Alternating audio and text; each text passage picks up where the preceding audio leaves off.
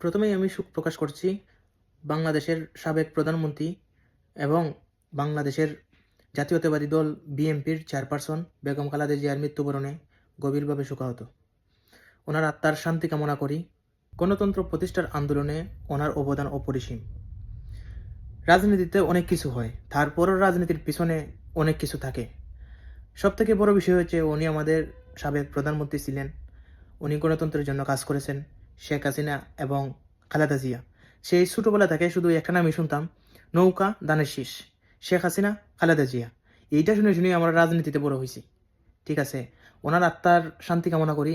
উনি যেখানেই থাকেন সবসময় ভালো থাকেন, সুস্থ থাকেন।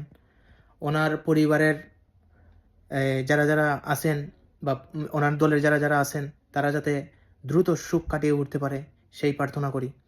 সবসময় একটা কথা মাথায় রাখতে হবে, রাজনীতিতে নোংরামি হয়, ভালো হয়, সব কিছু হয়, কিন্তু একটা মানুষ যখন মারা যাবে তখন তাকে নিয়ে আর রাজনীতি চলে না।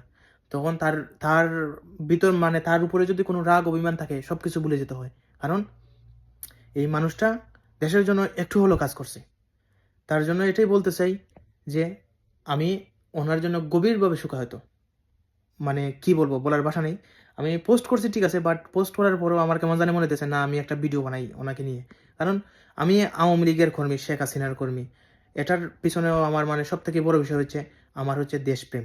দেশপ্রেমটা উনি দেশের জন্য একটু হলেও কিছু করছেন। আর যদি শেখ হাসিনা থাকতেন দেশে, অবশ্যই ওনার হসপিটালে গিয়ে ওনাকে দেখতেন। আমি এটা বিশ্বাস করি, যখন শেখ হাসিনা আসবেন দেশে, অবশ্যই ওনার কবর জিয়ারত করবেন। বেগম খালেদা জিয়ার কবর জিয়ারত করবেন। কারণ একবার যখন বন্ধু হয়ে যায় তখন তাকে জীবনে ভোলা যায় না।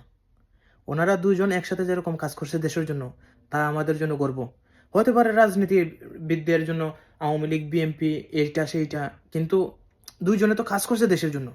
দেশের জন্য দুইজনে যে কাজ করছে, এই বাংলার মানুষ এটা বলতে পারবে না।